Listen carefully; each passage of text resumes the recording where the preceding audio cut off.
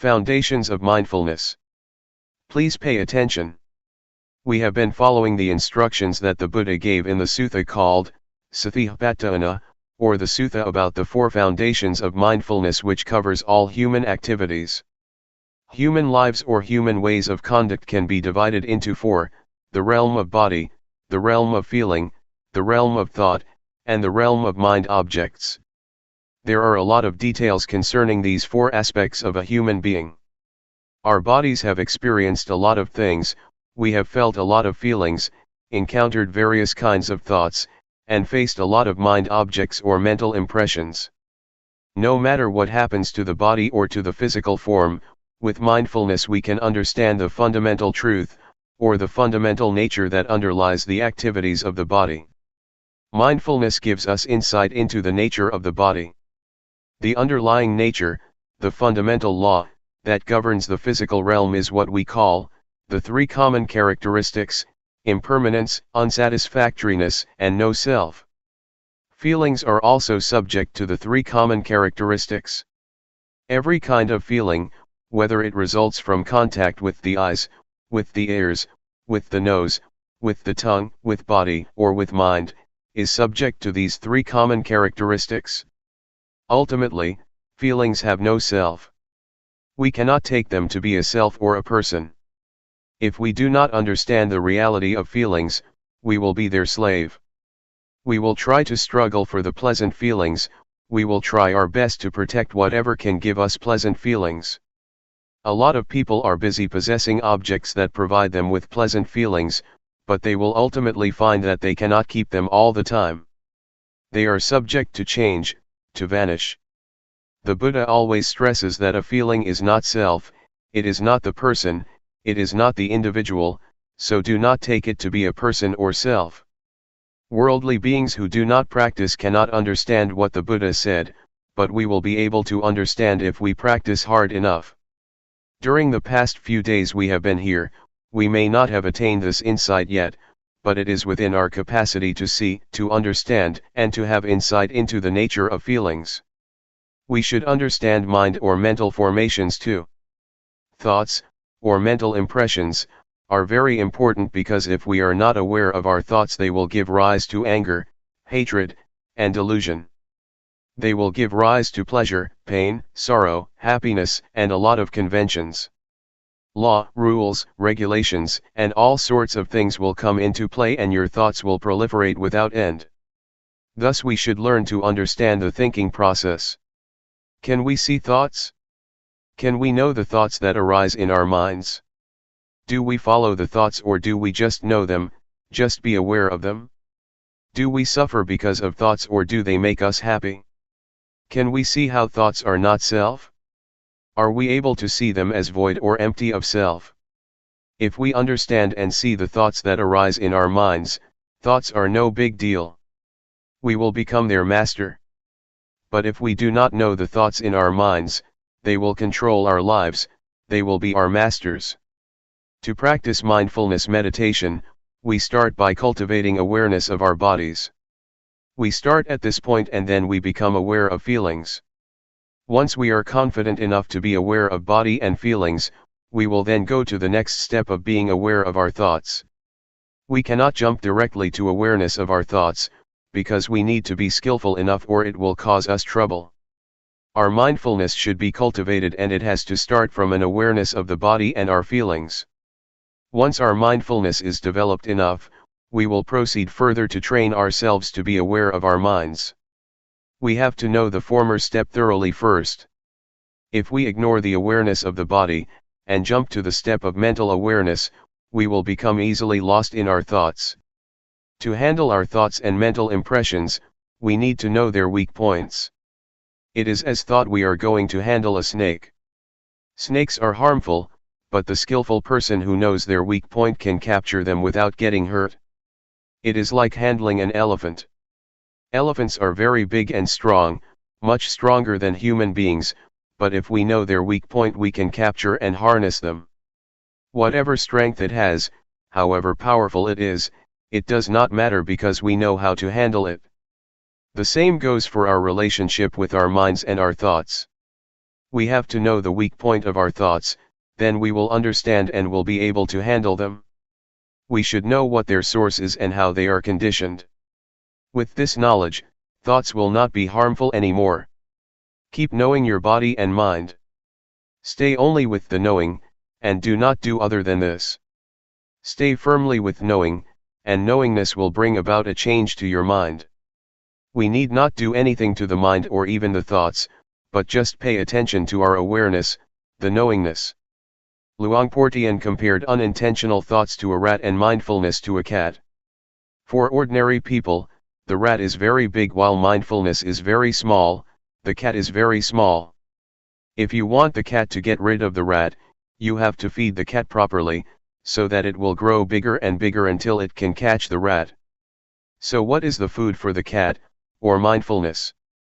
We have to feed mindfulness with endurance, with diligence, and with constant effort to cultivate our mindfulness. They will develop our mindfulness, and mindfulness will do its duty on its own, handling, replacing, or removing the thoughts from our minds. We do not need to do anything with the thoughts. Just allow your mindfulness to grow and mindfulness will do its job. So, try to be firm on this principle. Does it sound difficult? Now let's talk about the fourth category, mind objects. There are two kinds of mind objects. One belongs to the realm of wholesomeness, and the other, unwholesomeness. Wholesomeness will enable us to be skillful, to be wise, and to be intelligent. It keeps our minds normal, stable, and unmoved by pleasure or pain. The unwholesomeness mind object, the second kind of mind object, always brings trouble to us. It creates a lot of suffering, and it turns one's mind to hell, to be animal-like, or to be a ghost. So, this is what we should be aware of. If we understand these four aspects of reality, body, feeling, thoughts, and mind objects, we have already covered all aspects of a human being, and our study is completed. So try to be familiar with these four realms of our lives, and learn to cultivate awareness of body and mind, of thought and of mind objects. Once we finish such study, our minds will become the noble life, the life that is harmful neither to ourselves nor to other people. It is called noble. Noble means harmless. Do not become stuck in doubt, in uncertainty. I can assure you that all kinds of sufferings, defilement, and unwholesomeness, are born out of our ignorance of the nature of body and mind, and strengthened by it. Once we have attained insight into body, feeling, mind, and mind objects, these four aspects, our lives should be liberated. What I have learned, and have not learned much, I learned about these four aspects of life or reality. And, Luangpor Teean did not teach much, he only taught these. Once I understand these, I no longer need the master. I no longer search for or seek any master. My study has been finished, my search finished, and now I do not need master anymore. Now I have no fear at all. I have confidence in myself because I do not teach for fame, for wealth, for material gain, or for any reward. I just want to help people to understand themselves, and to realize the truth. What I have said are just words, but it is not what I have memorized from any texts. I have not much learning, but what I share with you is from my direct experience, from my own realizations.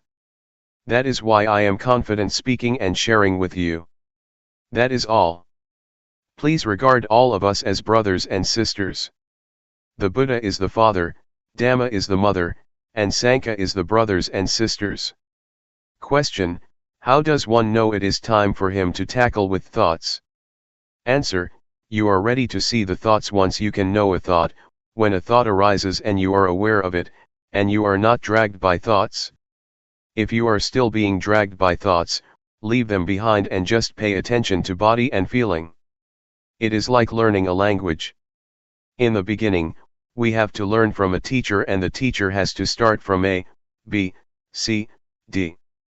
A, B, C, D, or the language, is still something out there, but once we internalize it, we become one with the language, and we are skillful enough to use the language. The same is true of the practice. We need to practice until we become confident enough that it becomes our habit. When a thought arises, you are immediately aware of it, and can handle it properly. The more we are confident, the more we are able to handle or to control our minds. Finally, awareness will lead us out of suffering. If we still become lost in our thoughts and are still moved by them, still get happy or suffer because of them, it is not time yet. Anyway, for beginners, the first step of practice is not to keep knowing the thoughts. Please be aware of the body first. Once you are competent enough, it is okay to go ahead to the next step of mental awareness. Question: how do you get rid of drowsiness during the practice? Answer: it is natural to get drowsy. Everybody has to face this problem and overcome it. Otherwise, it will become an obstacle to the progress of meditation. Drowsiness is caused by the laziness of your mind. We should activate it. Try to give our mind a job to do. Pay attention to external things, so that it becomes activated again, or change your posture, or feel the vibration of your body. When I started the practice, I kept a bucket of water near me. When I felt drowsy, I used the water to wake me up. When it didn't work, I just put my head into the bucket to wake myself up. Do not close your eyes. Do not yawn, close your mouth and resist yawning. Make your movements stronger, smile, refresh yourself, and feel confident and courageous. Defeat it and subdue it. There are 5 hindrances that obstruct us from making progress in our spiritual activities.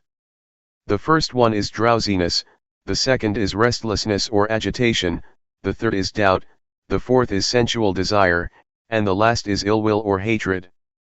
Drowsiness is like indolence, restlessness is like mischief, naughty, or stubborn, doubt has a nature of no self-determination or no resolution. These are the 3 dominant qualities of the mind during our progress. What the Buddha said is already in ourselves. He taught our reality. Question: on the conventional level, we have a saying, follow your heart, not your mind. Answer: it is the wholesomeness in our mind and in our hearts that tell us what we should do. We should transform anger to compassion, suffering to happiness, and agitation to peacefulness. It is wisdom that tells us what to do. If we know this is good or this is bad, if we know this is harmful or this is not, we do what is good and unharmful. I do not know whether you call it heart or mind. Just follow it. Question: just follow it and act on it? So it will not create any cause and effect? Answer: oh, sure, if it is a good cause, if one is mindful, if it is not harmful to oneself and others, it is a good karma. If it is harmful to oneself and to others, that is a bad karma, a bad deed. Question: should we just follow the middle path, if we are not sure whether it is a good cause or not? Just sort of ignore it and not act upon it? Answer: don't worry whether it is from mind or from heart. If you know it is harmful, avoid it. If it is good, act on it. We do not know, and we do not have such an expression in Thai, at least not one that is popular among the Buddhist monks. We often follow the heart and create a lot of problems. It is a different cultural orientation. Question: how does mindfulness work? Answer: you will realize it after you see it very often. You will realize, oh, it is like this. It is a matter of how frequently you see it.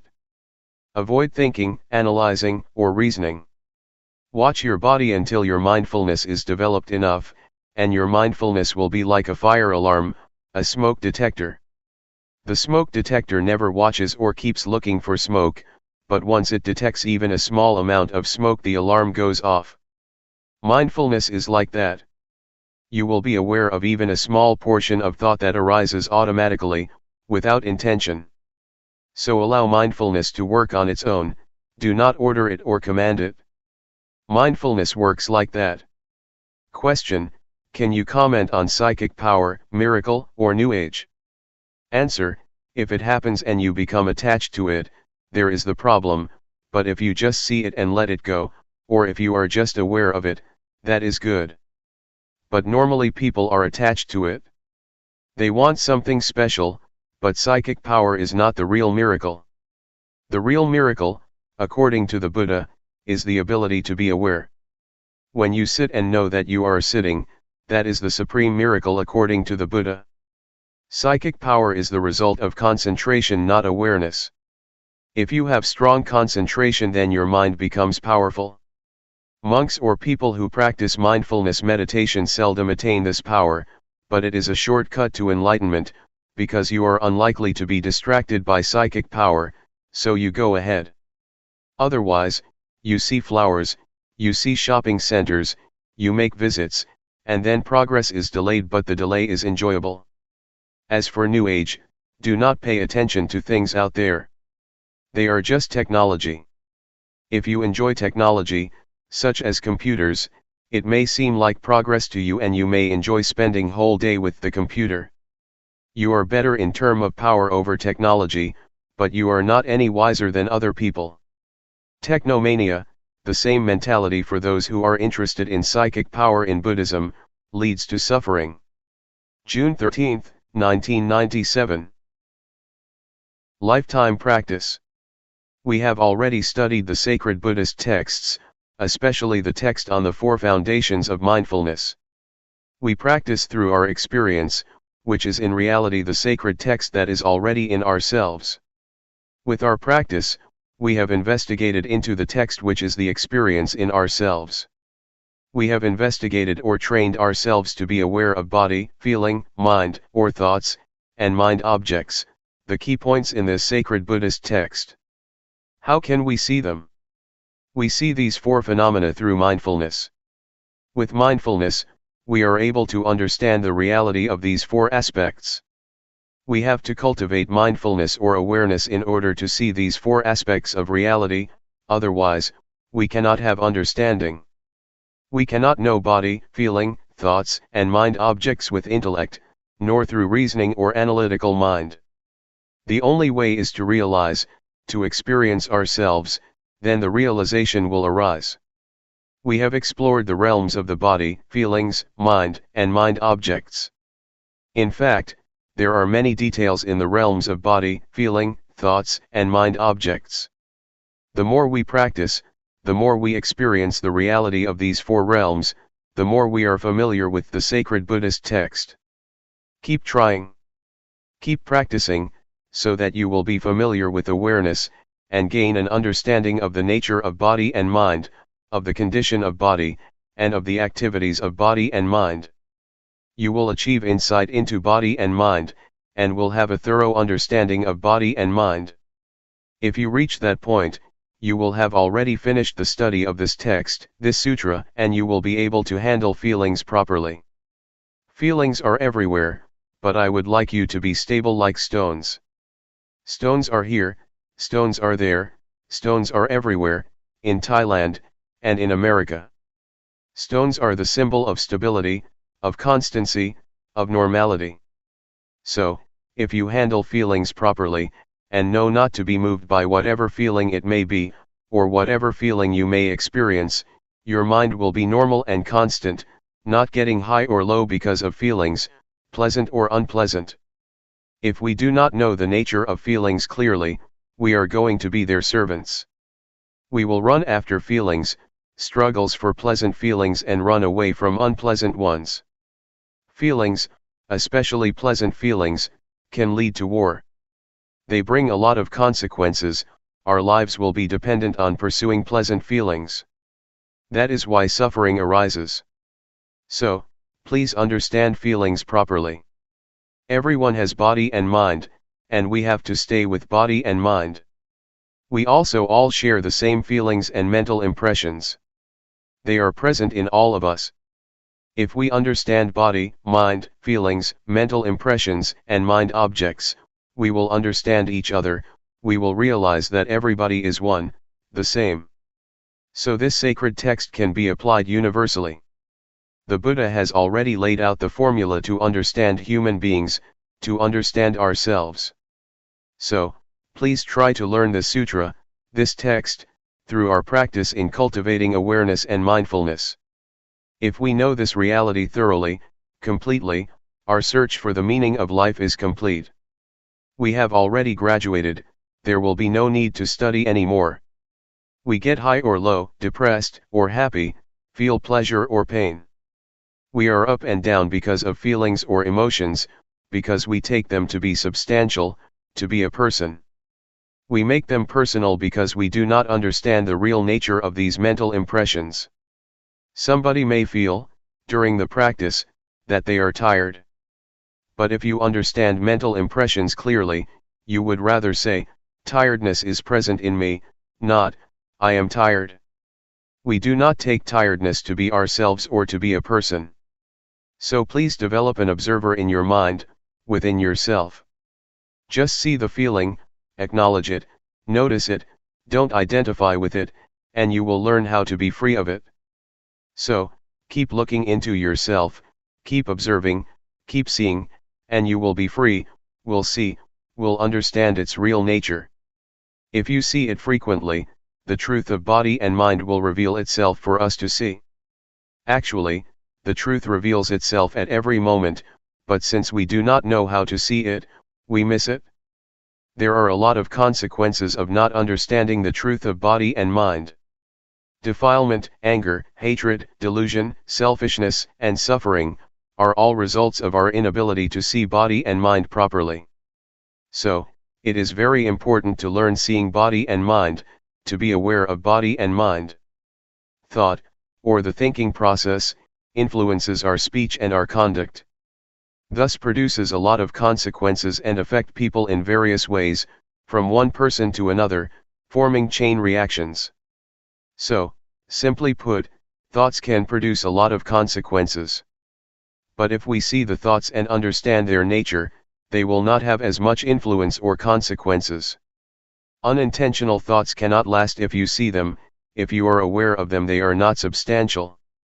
Once we are aware of them, they just fade away, so do not think they are substantial.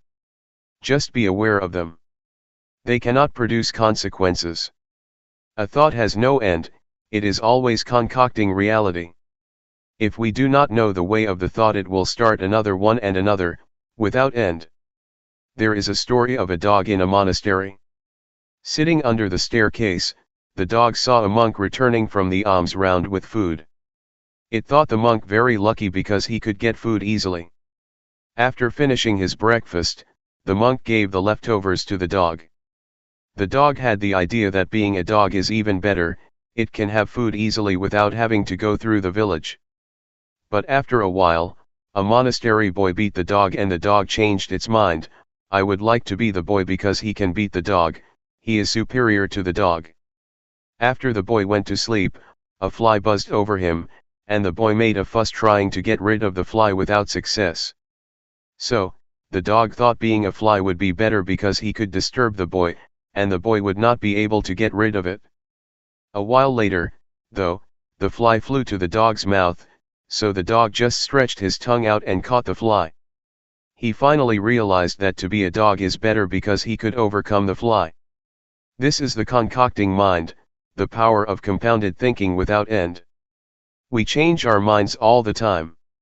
In a thought itself, there is truth, the truth of the thought, the cause of suffering as well as the cause of happiness, the truth of the way, the suffering and the way out of suffering, the truth of attachment and the truth of detachment.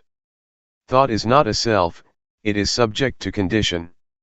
You have to understand that thoughts are created by conditional factors. They cannot exist alone. So we have to understand the conditions that produce the thoughts.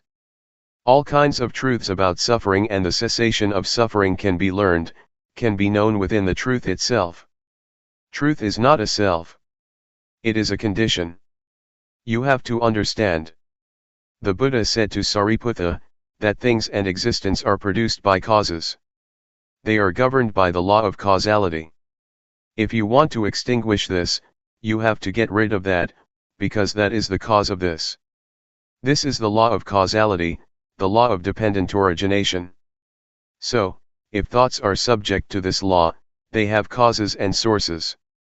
If we want to get rid of an undesirable thought, we need not suppress it or eliminate it, but we should trace it back to where it came from, and then deal with it.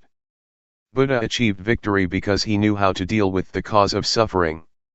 So, to understand the underlying cause of thoughts, we need to develop awareness. Our awareness should be totally developed, full awareness. The way that the Buddha mentioned in many sermons, including the first sermon, was formalized and laid out in the text of the Four Foundations of Mindfulness. The way that he mentioned is important. If you follow that way, you will learn how to realize the truth properly. The nature of all existence is subject to impermanence, unsatisfactoriness, and no self. If you do not understand this, you will get high in pleasant feelings, and get low in unpleasant feelings. Life cannot always be pleasant, you will sometimes suffer. Our minds are moved up and down. But if we know all objects, all feelings, and do not take them to be substantial, do not identify ourselves with them, they can neither harm us nor disturb our minds. This is what I would like to stress. The retreat is not over as long as we have breath or are alive. We need to practice as long as body and mind exist with us. As long as we still have feelings and emotions, we need to continue our practice.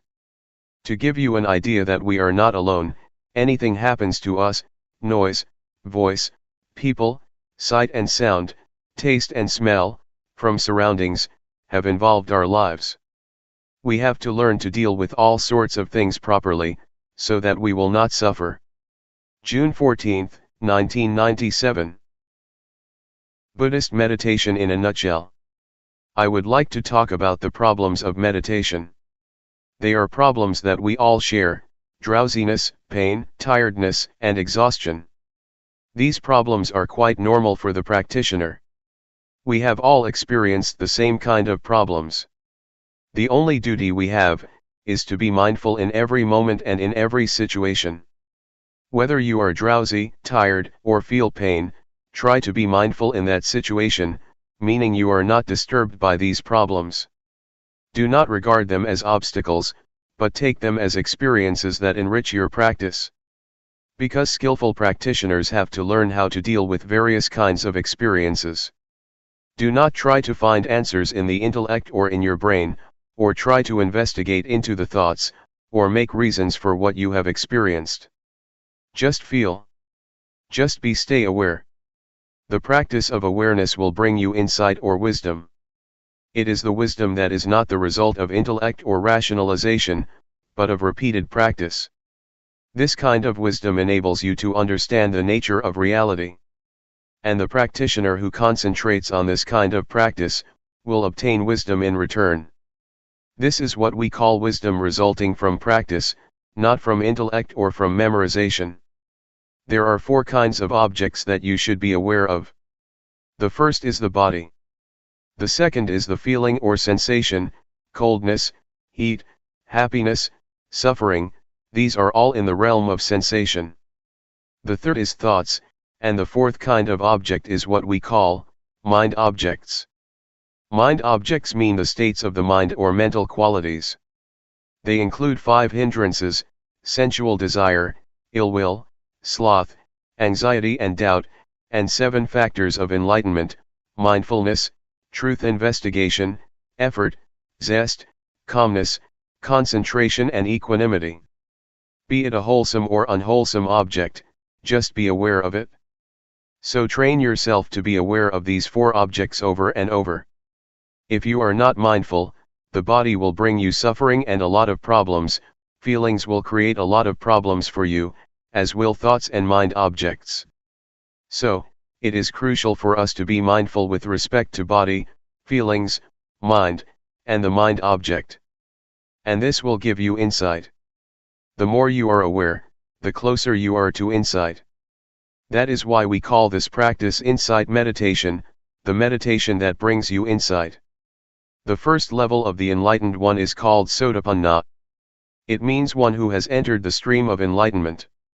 The first level of the enlightened one is one who is free from or lets go of the first three fetters. The first one is a false view of person or false view of self. It means the view that this body belongs to me. This body is me, this body is myself. You take this body as me or mine, or take me as being in the body, or take body as being in myself. You take this body as substantial. But, if you attain insight into body and mind from this method of meditation, you can liberate yourself from this false view of self. The second fetter is uncertainty, skeptical doubt. Once you have realized the true nature of body and mind, you achieve insight or wisdom, and you have no doubts about the practice or about the proper way of meditating. The third fetter is attachment to form, to rituals, to legalities, or to the rules.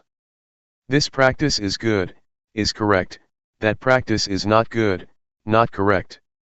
This rule is okay, that rule is not okay. This etiquette is good, that etiquette is bad. These are what we call attachment to the rules and rituals. If we see the true nature of all things clearly and achieve insight of the true nature of all things, we will be able to go beyond this concept of right or wrong. The objective of insight meditation is not to gain psychic power of telepathy, to penetrate anyone's mind, to fly in the air, or to go underground. Those are not the objects of meditation. The objective of Buddhist meditation is to have total awareness of body, of feelings, of mind, and of mind objects. Such awareness will give rise to insight.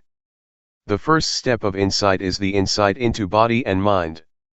With this insight you know without doubt what body is, what mind is, what the nature of body is, what the nature of mind is, what the disease of body is, what the disease of mind is, what causes suffering to the body, what causes suffering to the mind. This is the insight into body and mind. And once you achieve this insight, your practice will go on to the next step of the practice, learning to be aware of thoughts. In the beginning, as I suggested a few days ago, you should just be aware of your body. Do not mind your thoughts. Just leave whatever thoughts arise behind. But once you get insight into body and mind, you have to practice the second stage of being aware of your thoughts. Yet, to be aware of your thoughts does not mean that you have to investigate them. Just see them, register them, and then turn your attention to the practice of body movement. Do not bargain or negotiate with your thoughts, not try to find the motive or reason behind them, do not ask yourself why you have such thoughts, why your thoughts are unwholesome. Not at all. Just be aware of them and come back to the practice. From this second step of practice, another kind of insight will take place. With this insight, you can go straight. The truth will reveal itself and you will see things clearly without using analytical thinking. You just see it and understand it. So, it is as if you go straight without interruption. Once you achieve a certain kind of insight, you will be able to look back and see what you have already passed. I would compare it with my walk here from the pond. I just go straight from the pond to this hall, and when I turn back I can clearly see everything that I have passed. This is the state of the mind that gets you insight. Is it difficult to understand? This practice, which develops mindfulness, is the practice that includes all kinds of training. In Buddhism we have three kinds of training. We call it threefold training: training in higher morality, training in higher concentration, training in higher wisdom. With this practice you will go through the threefold training because with mindfulness you observe morality, mindfulness also gives rise to concentration, and later wisdom arises from the practice. Once you achieve the insight that I mentioned, you will have no doubts about evil or goodness, and you will have no doubt about religion, what Buddhism is. You will have no doubts because it is clear to you, and there is no need to ask yourself what you have achieved. It is as if you take breakfast or lunch. Once you are full, you know you are full. You do not need more food. It is a realization nobody needs to confirm for you. You can confirm it for yourself. It is all right or good for you to experience drowsiness, frustration, and anxiety, because they help you learn. They come for you to see them, and the more you see them the more you will understand, just as the more often I see you the more I know you. I cannot mistake anybody for you. Once these mental qualities appear to you, do not be lost in them. Try to see them, do not identify with them, but see them, observe them. And the more you see them, the less likely they are to disturb you. They will gradually fade away. July 8, 1997. Insight Meditation. It's time to give a talk to complement your practice. We are practicing meditation to develop mindfulness, according to the system that the Buddha developed. This system of practice was not invented by Luangpor Teean or by anybody else, but was developed thousands of years ago by the Buddha. It is called insight meditation or Vipassana meditation. It is different from the calmness meditation, that was developed even before the time of the Buddha. The primary aim is to develop insight through mindfulness. The mindfulness that we experience or have already developed, is the same mindfulness that the Buddha experienced. And the body that we are going to be aware of, is not different from the one that the Buddha used as an object of meditation. The feelings or the sensations that we need to be aware of are also the same that the Buddha meditated on. And all the hindrances that we encounter, be it anxiety, uncertainty, indolence, anger or sensual desire, are also the same that the Buddha faced and overcame. So, what we do is not far from what the Buddha did or experienced. There are two objects that we have to be aware of, body and mind. That which moves is body. The hand's movement is the body's movement. That which receives sense impressions or that which think is the mind. The primary objective is to enable us to be aware of the body in the beginning. This practice enables us to be aware of every moment, every movement we make, either in our daily lives or in the formal practice as we are doing now. Sometimes we take this body as mine. We take our thoughts to be my thoughts, to be myself, or to belong to myself. These are misperceptions, or false views. We should take the body as body, mind as the mind, and nothing beyond that. The body follows the laws of nature. It has its own nature. The body is also subject to change. It has feelings. Do not take feelings or physical sensations as self or as substantial. They are just the condition of the body, just the feeling of the body. The same applies to the mind. There are many kinds of mental states: anger, drowsiness, anxiety, happiness, suffering, etc. These are not the real nature of the mind. They are just the activities of the mind or the conditions of the mind. The nature of the mind itself is peaceful and radiant. Again, do not take the negative emotions as the nature of mind. They are just the conditions of the mind. Please differentiate between these two aspects, nature and conditions or activities. If you have this understanding, the understanding of the nature and conditions of body and mind, you have already achieved insight into the reality of body and mind.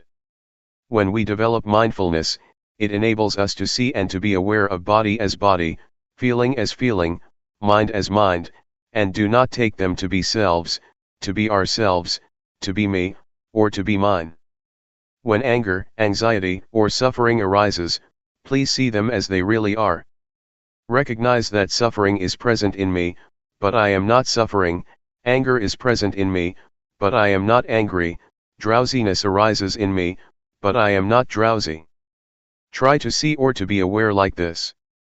Do not take any emotion as yourself or belonging to you. Just take it or see it as it is. That is the proper attitude to have. When you practice mindfulness to a certain point, you will have this insight into body and mind, and the truth of body and mind will reveal itself. What is the nature of body? What is the nature of mind? What is the suffering of body? What is the suffering of mind? What is the cause of physical suffering? What is the cause of mental suffering? These are the truths that will reveal themselves when you attain a certain level of insight, and these will reduce your suffering. You have to look. You have to be aware. Then, insight will occur. If you are lost in thoughts or emotions, you cannot see, cannot understand the nature of mind. If you take this body as self or as belonging to you, you will not be able to understand the real nature of your body. So please keep knowing, and being aware of whatever happens to your mind and body. Do not identify yourself with thoughts, feelings, or emotions. Just see them. When you are aware, you will realize that the mind is impermanent, it is subject to suffering, and it is not self. The same goes for the body. The body is impermanent, it is subject to suffering, and it is not self. These are the insights, the results of awareness. Can you understand? The noise disturbs us, but sound is just sound. Do not bother with it. Don't be disturbed by noise. Just accept it. That's the way it is. Do not let it have an effect on you. The state of awareness is very important. It is the path. It is the fundamental of holy life. It is the whole of the training. In Buddhism we have three aspects of training, or threefold training: training in higher morality, sila; training in higher concentration, samadhi; training in higher wisdom, panya. If you practice mindfulness, you have already undergone this threefold training. Awareness enables you to be free from thoughts, free from mental states. It enables you to let go of these elements. And if you achieve the full awareness, you will be free from birth, aging, sickness, and death. You will no longer be disturbed by them. Mindfulness is the instrument to get rid of attachment, to let go of attachment, attachment to body or form, attachment to feelings, attachment to perceptions, attachment to mental volition, or attachment to consciousness. These 5 kinds of attachment, or attachment of 5 aggregates, will be dissolved by the power of awareness. The Buddha once said that attachment to the 5 aggregates, form, feeling, perception, mental volition, and consciousness, is suffering. It is the cause of suffering. So if you are able to let go of the attachment to the 5 aggregates, suffering cannot exist. That's why the Buddha calls it the supreme victory, the victory of letting go of these attachments. For this to be possible, you need to have full awareness, total mindfulness, which will enable you to see the way things really are, and to understand the nature and the conditions of things. The nature of things is impermanent, unsatisfactory, and no self. The conditions of things are subject to change. Pleasant, unpleasant, agreeable, disagreeable, content or discontent, these are the conditions of things that keep changing. They are not reality. What I told you is the truth, the Dhamma, it is not a fiction or an invention. And this state of insight is not beyond your reach. It is in your capacity to attain the truth, to realize the truth. Keep practicing. Develop awareness as much as possible. Do not waste your time on thoughts or on the thinking process. Just practice. Do not dwell on your thoughts. That's all for today.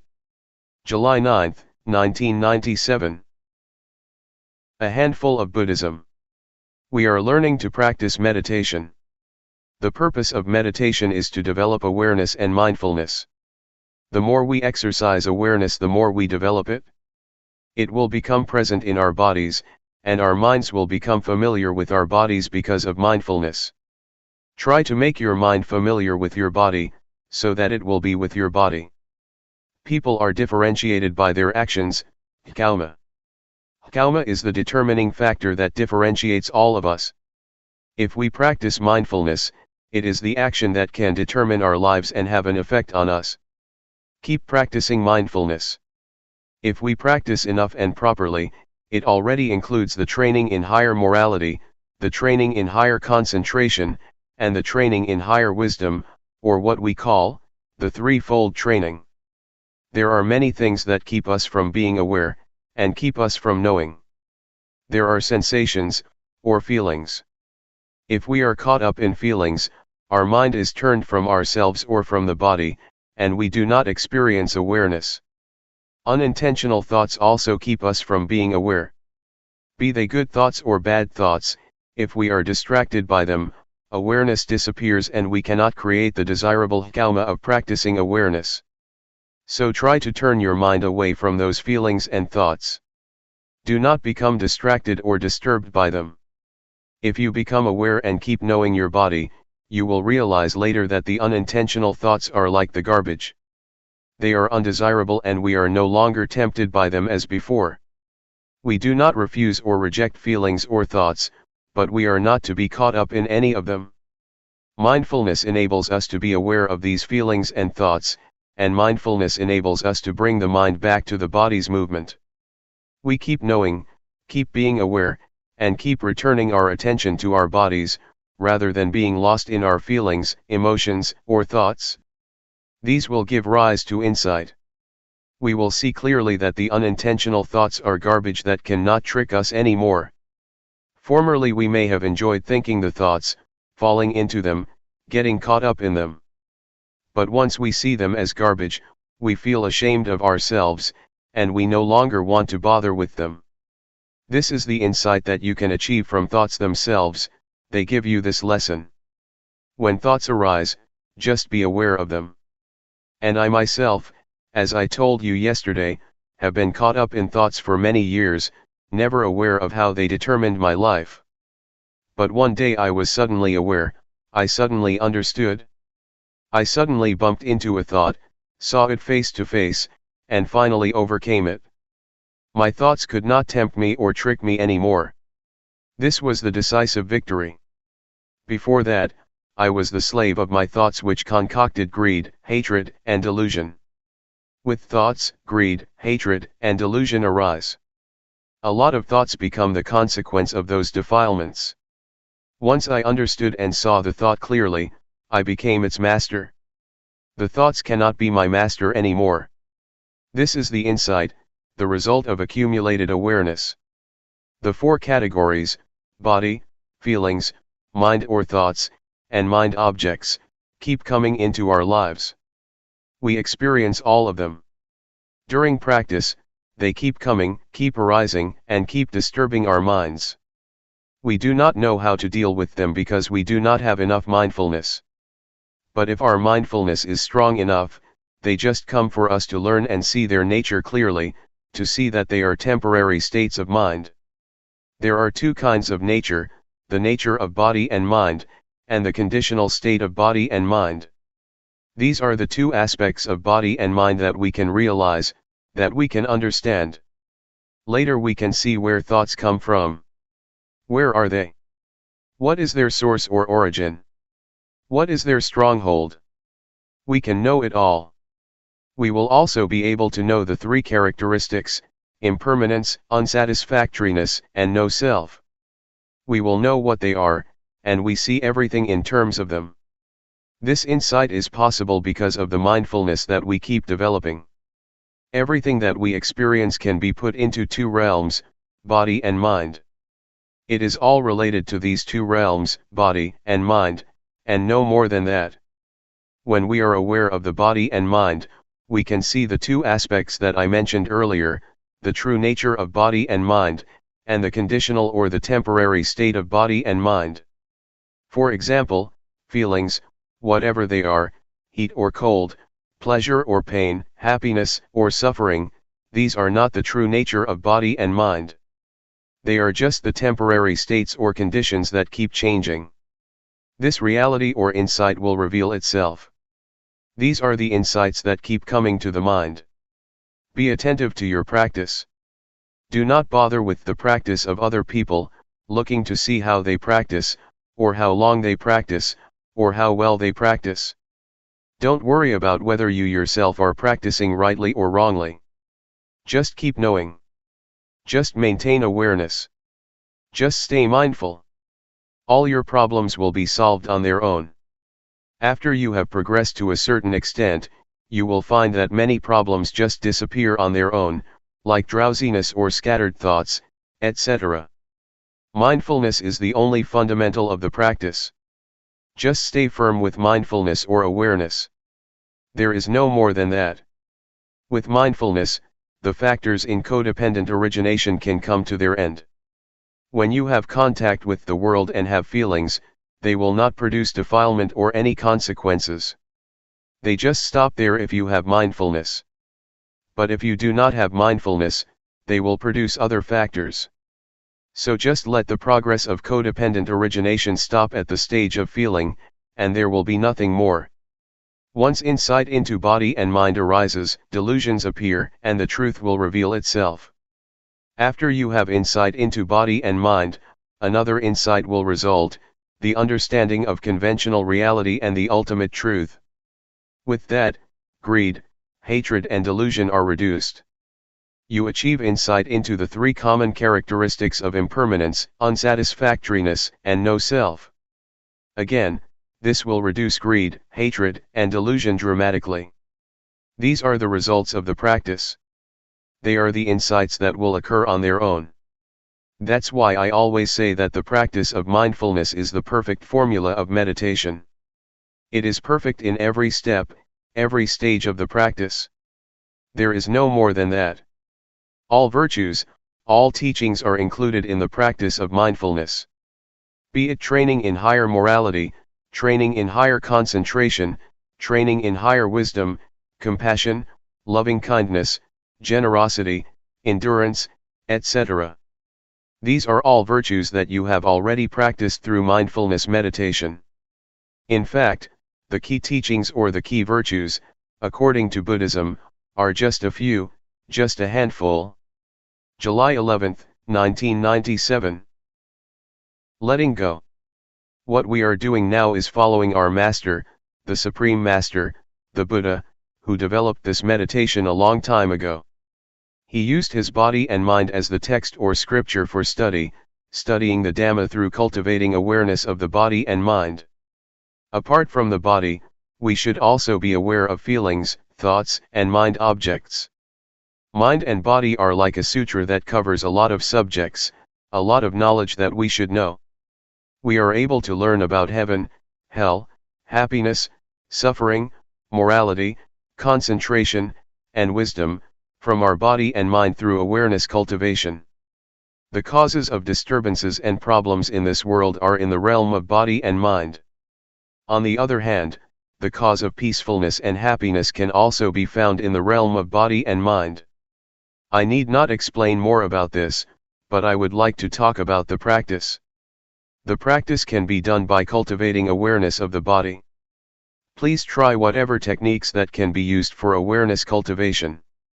Actually, what Luangpor Teean taught is very up to date, never obsolete, very modernized, and suitable for the modern age. This method is a universal one because everybody has body and mind. All of us have the same properties, regardless of nationality, language, race, gender, etc. We all have the same properties of body and mind. Just try to breathe in and breathe out with awareness. When you breathe in, be aware of that in breath, when you breathe out, be aware of that out breath. And we will become one. Breathe in and breathe out. Let's try breathing in and breathing out. If we have awareness, all of us will become one. Otherwise, we are different people, behaving differently in our own way. Awareness, mindfulness, or the breath, are all things we already have, so they are not difficult to practice. The awareness of breath and the awareness of the body's movement are the same. So how can we achieve awareness? Nothing can keep us from cultivating awareness. The only factor is ourselves. If we practice, awareness can be developed, it depends on us. We have already done many things, chantings, devotions, offerings, performing merits, studying scriptures, etc. Another thing that we should do is practice meditation. What Zhuangyan Monastery has done is to follow the path of the Buddha, encouraging people to practice meditation. Although not many people are interested, it is a good activity. Other Buddhist practices such as offering food to the monks, offering materials to the temples, observing the precepts, or studying the texts, are not lacking in society. What we lack is awareness. We have problems regarding the body and mind. We suffer because of body and mind. Greed, hatred, and delusion arise because we do not know how to deal with body and mind properly.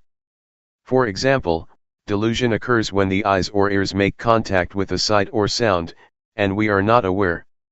When you have awareness, forgetfulness and delusion just disappear. They are opposites. When awareness arises, the forgetfulness cannot stand. It just disappears. I would like to ask all of us, which, up till now in our lives, has been more powerful, awareness or forgetfulness? It is not difficult for awareness to arise if we start counting on ourselves. Buddhism starts from the individual, transforming the individual first. You need not change the environment or to ask the environment to change at the outset. So if you keep cultivating awareness, you will find the answers to your problems by yourself. The truth about body and mind will no longer exist. I would like to speak briefly for your benefit. We need to let go of everything regarding the mind.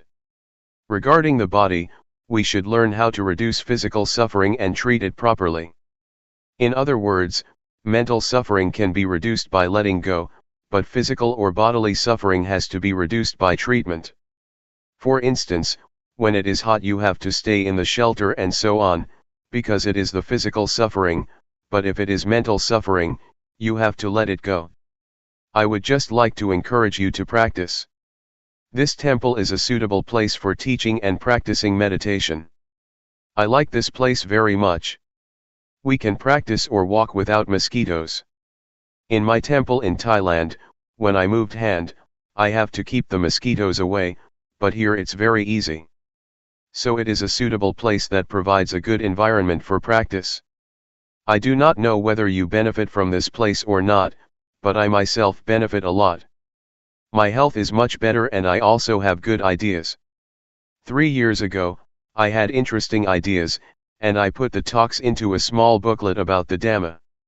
Since my talk has to be translated, it can't be continual because I have to pause for the translation.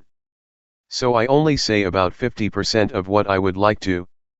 If I were to speak in my dialect I could continue my talk more easily, but that's okay, do not take it seriously.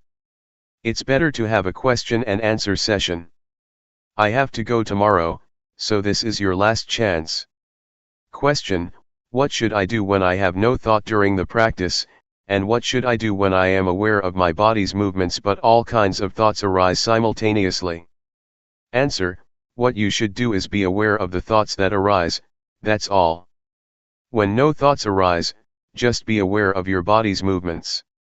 When I practice, sometimes I lose my sense of self, but when it seems that I myself have disappeared, I just touch myself to regain my sense of self. Question: with awareness, one may attain the state of no self or even reach the level of arahant. Is the eradication of the 10 fetters that an arahant should achieve, before he reaches enlightenment also possible through awareness? Answer: awareness gives rise to higher morality, higher concentration, and higher wisdom. So, the threefold training is already incorporated in the act of awareness. It depends on how much awareness we have. If the awareness is strong, it can get rid of the fetters one by one. So it depends on how strong the awareness is. The more powerful it is, the more likely it is that it can overcome or dissolve the fetters. Question: how do we enhance the changing conditions of our bodies and minds with awareness during our practice? For instance, what do we do if the mind becomes neutral? Answer: a neutral state of the mind means that the mind is ready to be happy or suffer. Just be aware of that neutral state. If it transforms into a pleasant feeling, just be aware of it. If it becomes an unpleasant feeling, just be aware of it. At the same time, if there is no thought, just recognize that there is no thought. When a thought arises, just be aware of it. You need not do anything with your mind or make it move from that state. Just practice and be aware of your body's movements, that's all. Question: is there any difference between the awareness that we are developing, and the awareness of the Buddha? Answer: they are the same. If you develop awareness to a certain point, your mind will be at the level of sustained observance, constant awareness. It is a sustained awareness, keep seeing and keep knowing all the time. This state of sustained awareness will include morality, concentration, and wisdom, and it will also enable you to see the cause of suffering. This state of awareness will lead to the cessation of suffering. So, this is the state of Buddhahood. The awareness of the Buddha is the awareness that enabled him to see the Four Noble Truths: suffering, the cause of suffering, the cessation of suffering, and the path to the cessation of suffering. If you achieve the state of sustained awareness, the practice is over, you have already reached the end of the practice.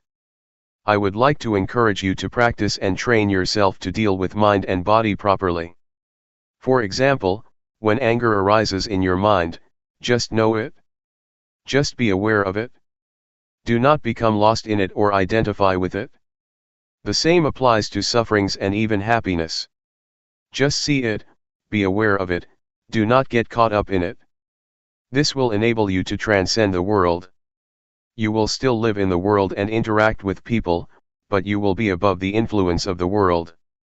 Question: is it alright to use wisdom to penetrate greed that comes on very strong and repeatedly, instead of just being aware of it as Luangpor suggested? Answer: it is alright for you to penetrate it like that. In fact, awareness itself can be transformed into an act of penetration. If you penetrate, you can see how impermanent, unsatisfactory, and selfless greed is. Yes, it is alright. Greed is the desire to have more. If you work and get $7 an hour, you want more, $10 or $15. That is greed. But if you work and get money in return, say $7, and just concentrate on the work you do, that is not greed. Greed is a desire that arises in the mind, not the act of working to earn your living. July 12, 1997.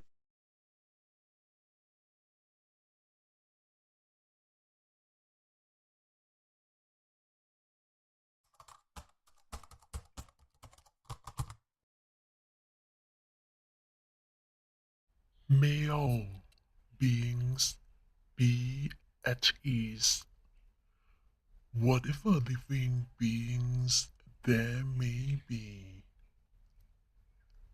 whether they are weak or strong, omitting none, the great or the mighty, medium, short or small, the seen and the unseen, those living near and far away, those born and to be born. May all beings be at ease.